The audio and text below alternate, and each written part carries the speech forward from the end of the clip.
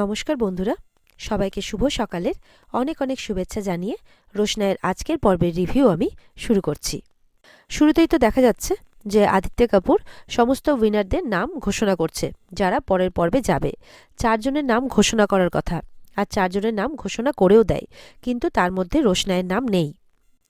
আদিত্য কাপুরেরও কোথাও না কোথাও খারাপ লাগে, কারণ রোশনাইয়ের মতো একজন পারফর্মারকে উনি আগেও দেখেছেন, উনি কাজ করেছেন, কিন্তু রোশনাইয়ের নাম না থাকাতে তারও খারাপ লাগে। রুদ্রপ্রতাপ গুরুজি এর হয়ে প্রতিবাদ জানায়, জাজেসদের বলে যে ক্যামেরা কিছুক্ষণের জন্য বন্ধ রাখার জন্যে, কারণ উনি এই রেজাল্টের সাথে সহমত নন। তখন তো রঞ্জন গুরুজি বাধা দেন যে কেন তোমার মানে চুজ করা ডান্সার এখানে চান্স পায়নি, সেই কারণে বলছো? কি করে চান্স পাবে? এত খারাপ ডান্স নিয়ে, এত খারাপ পারফরমেন্স নিয়ে কেউ কি চান্স পায় নাকি? তখন রুদ্র গুরুজি বলছেন যে আমি তো আপনার সাথে কথা বলছি না, আমি জাজেসদের কাছে অ্যাপিল করেছি যে ক্যামেরাটা কিছুক্ষণের জন্য বন্ধ রাখা হোক। রঞ্জন গুরুজি তো মনে মনে বলছে যে এবার দেখো টেলিভিশনের সামনে তোমার আর তোমার আনা এই রোশনাইয়ের আমি কি অবস্থা করি। এদিকে তো রুদ্র জাজেসদেরকে বারবার করে রিকোয়েস্ট করলে জাজেসরা বলছে কেন, এখানে তো তুমি আমাদেরকে প্রশ্নচিহ্নের মুখে দাঁড় করিয়ে দিচ্ছ আমাদের সিদ্ধান্তকে। রুদ্র বলছে না, আমি চাই যে রোশনাই যাক। তখন তো আরেকজন জাজেস বলছে যে কেন তুমি চাও যে তোমার আনা পারফর্মার পরের রাউন্ডে যায়, সেই কারণে? এদিকে আরণ্যক আর তার জেঠু মানে মিনির বাবা গেছে থানাতে। থানাতে তো খুব করে রিকোয়েস্ট করছে। আরণ্যক বলছে যে আমরা ভরসা করতে পারি তো, না মানে সেরকম হলে আমি থেকেও যেতে পারি। তখন অফিসার বলছে আপনারা থেকে কি করবেন, আমরা আমাদের দিক থেকে যথাসাধ্য চেষ্টা করছি, আমরা সব জায়গাতেই খুঁজে দেখব, হসপিটাল আরও অন্যান্য যে সমস্ত জায়গায় খোঁজ করা যায়। হসপিটালের নাম শুনে তো মিনির বাবার অবস্থা আলাদাই রকমের আর কি। আরণ্যক তো বারবার করে মিনির বাবার দিকে তাকাচ্ছে, আরণ্যকও চিন্তা করছে, কিন্তু বলছে যে হসপিটাল কেন? মিনির বাবা বলছে আপনারাই তো বললেন যে ওর বেরোনোটা অনেকক্ষণ হয়ে গেছে, তাছাড়া ও হাঁটতেও পারে না, তো যদি কোনো অ্যাক্সিডেন্ট হয়ে থাকে। এই সমস্ত কথা শুনে তো একদম ভালো লাগে না আরণ্যক আর তার জেঠুর।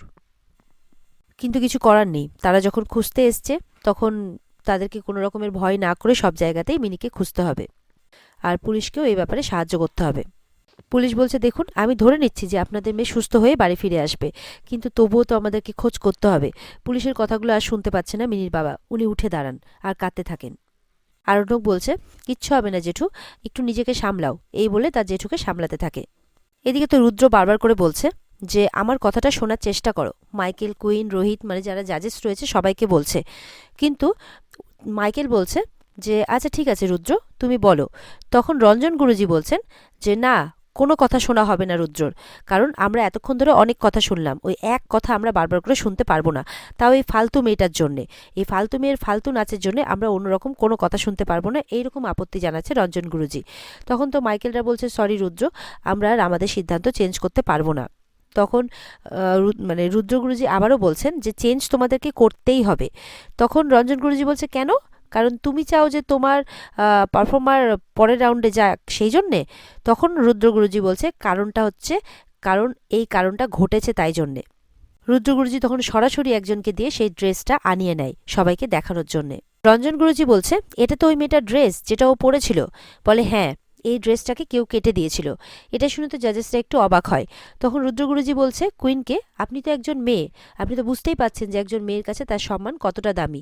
এই ড্রেসটা পুরোটাই পেছন থেকে ছিঁড়ে গিয়েছিল, সেই জন্যই রোশনাই ডান্সটা ঠিকমতো করতে পারেনি, কিন্তু তা সত্ত্বেও কিন্তু ও ডান্সটা থামায়নি, ও পুরোটা কমপ্লিট করেছে। এই কথাটা শুনেও তো রঞ্জন গুরুজি হা হা করে হাসতে থাকে, মানে সে চাইছে কিভাবে রোশনাইকে আরও নিচু করা যায়, তার সাথে রুদ্র গুরুজিকেও, কারণ প্ল্যানটা তো ওনারই ছিল যে যে করেই হোক রোশনাইকে এই কম্পিটিশন থেকে বাইরে করতে হবে।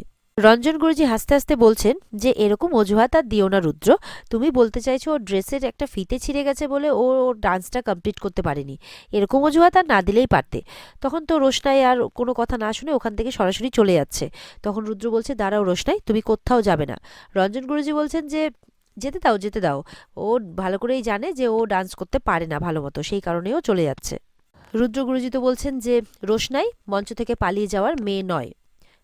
তখন রোশনাই বলছে আর কি যে গুরুজি আপনি চুপ করুন, আর কিছু বলতে হবে না, না হলে কিন্তু আমি এখানে স্থির হয়ে দাঁড়িয়ে থাকতে পারবো না, আমি এবার মুখ খুলতে বাধ্য হব। তখন রঞ্জন গুরুজি বলছেন যে কেন, তুমি এখন আমার বিরুদ্ধে যাবে নাকি? বলছে দেখেছেন আপনারা সবাই কি জঘন্য পারফরমেন্স করেছে, তারপরেও কোনো অনুশোচনা নেই। বলছে অন্যের ঘাড়ে বন্দুক রেখে নিজেকে জেতাতে চাইছে, নাকি এর পেছনে আমি আবার অন্য গন্ধ পাচ্ছি। এরকম উল্টোপাল্টা কথা বলছে। তখন রুদ্র গুরুজি কিন্তু আবারও রেগে যায়, চিৎকার করে ওঠে রঞ্জন গুরুজির উপর। রোশনাই তখন বলছে যে গুরু আর শিষ্যের মধ্যে যে পবিত্র সম্পর্কটা, সেটা বোধহয় আপনার জানা নেই রঞ্জন গুরুজি, সেই জন্য এই নোংরা কথাটা বলতে আপনার মুখে আটকাচ্ছে না। রঞ্জন গুরুজি তো উল্টোপাল্টা কথা বলেই যাচ্ছে যে আমি একদম ঠিক কথা বলছি। আর রোশনাইকে বলছে রোশনাই নাকি সম্পূর্ণ মিথ্যে কথা বলছে, আর তার এই মিথ্যে গুণটা, মানে মিথ্যে কথা বলার গুণটা নাকি সে উত্তরাধিকার সূত্রে তার মায়ের কাছে পেয়েছে। রোশনাই তো খুব রেগে যায় যে আপনি আমার মায়ের বিষয়ের একটাও কথা বলবেন না, আপনার আমার মায়ের বিষয়ে একটাও কথা বলার কোনো অধিকার নেই, আপনি আমার মায়ের ব্যাপারে একটাও শব্দ উচ্চারণ করবেন না। আর আমার মায়ের কাছ থেকে আমি কি শিখেছি, কি পেয়েছি, সেটার বিষয়ে তো আপনার কোনো মাথা ঘামানোর দরকার নেই। রোশনাই বলছে যে আমি না হয় মেনেই নিচ্ছি যে আমি মিথ্যে কথা বলছি, কিন্তু সিসিটিভি ফুটেজ তো আর মিথ্যে কথা বলবে না, সেটা দেখলেই তো সবকিছু ক্লিয়ার হয়ে যাবে। রোশনাই বলছে মানে রঞ্জন গুরুজিকে যে আপনি যদি আমাকে সম্মান করতে না পারেন, তাহলে আমিও কিন্তু আপনার কোনো সম্মান রাখতে পারবো না। আজকে আমাকে যদি এখান থেকে ডিসকোয়ালিফাই করে দেওয়া হয়, তাহলে এই শোয়ের হয়তো কিছু এসে যাবে না, কিন্তু একটা জিনিস প্রমাণ হয়ে যাবে যে আমাকে এখান থেকে ষড়যন্ত্র করে বের করা হয়েছে। রুদ্র গুরুজি তো খুব করে বলছেন যে জাজেস প্লিজ, রোশনাইয়ের কিন্তু একটা সুযোগ পাওয়া উচিত, আর সেটা আপনাদেরকে দিতেই হবে। মাইকেল তখন বলছে ঠিক আছে রুদ্র, আমাদের একটু সময় দাও, আমরা আলোচনা করে বলছি। তখন এই কথাটা শুনে রুদ্র একটু খুশি হয়। রুদ্র গুরুজি বলছেন যে রোশনাই, আমি ভাবতেই পারিনি যে তুমি নিজের জন্য এত কথা বললে। তখন রোশনাই বলছে এই মানুষগুলো কেউ ভালো নয়, আমি আগে থেকেই জানি, কিন্তু এই সমস্ত ব্যাপারে আমি আলোচনা করতে চাইনি, আমি জেনে বুঝে আপনাকে কোনো কিছু বলিনি। তখন রুদ্র গুরুজি বলছে তাহলে তুমি কি করতে, এই ময়দান ছেড়ে চলে যেতে? রোশনাই বলছে এরা তো আমাকে আমার ট্যালেন্ট দেখেই নিয়েছে এখানে। রুদ্র গুরুজি বলছেন না রোশনাই, তোমার আসল ট্যালেন্ট এখনো কেউ এখানে দেখেনি। এখানে অনেকেই আছে যে বা যারা চায় যে তুমি এখান থেকে মানে আউট হয়ে চলে যাও। এবার তো ওই শয়তান মেয়েগুলো যারা রোশনাই ড্রেস কেটেছিল, বলছে যে রোশনাই কি তাহলে কোয়ালিফাই হয়ে যাবে? আর যেই মেয়েটা অলরেডি ড্রেসটা কেটেছিল, যে মেয়েটাই মেন বদ, তো উজ্জ্বলের গার্লফ্রেন্ড, সে বলছে রোশনাই কোয়ালিফাই হয়ে গেলে তো আমাকে ডিসকোয়ালিফাই হতে হবে। তখন রঞ্জন গুরুজি বলছেন এখনও কোনো কিছু হয়নি, তোমরা একটু ধৈর্য ধরো।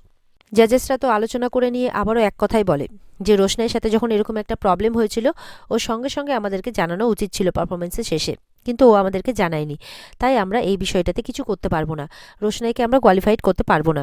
রঞ্জন গুরু মানে রুদ্র গুরুজি তো আবারও জোরহাত করে রিকোয়েস্ট করে যে প্লিজ একটা সুযোগ দেওয়া হোক রোশনাইকে। তখন ওদিকে রঞ্জন গুরুজি বলছে কেন, রোশনাইকে কেন সুযোগ দেওয়া হবে? তাহলে আমারও যে সমস্ত স্টুডেন্টরা ডিসকোয়ালিফাই হয়ে গেছে তাদেরকেও একটা সুযোগ দেওয়া উচিত। তারা কি বানের জলে ভেসে এসেছে নাকি? রুদ্র গুরুজি তো বারবার করে রিকোয়েস্ট করছে প্লিজ আরেকবার ভেবে দেখো মাইকেল, প্লিজ।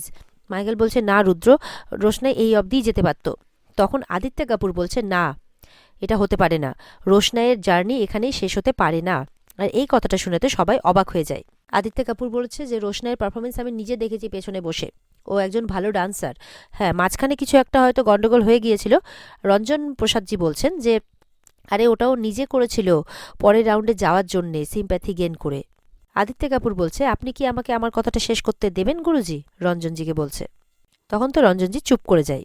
আদিত্য কাপুর বলছে যে রোশনাইয়ের পারফরমেন্সটা আমি দেখেছি, আর ও যে অস্বস্তিতে পড়েছিল সেটাও আমি বুঝতে পেরেছিলাম, আর মনে হয়েছিল আমার যে কোথাও না কোথাও কিছু একটা গন্ডগোল আছে।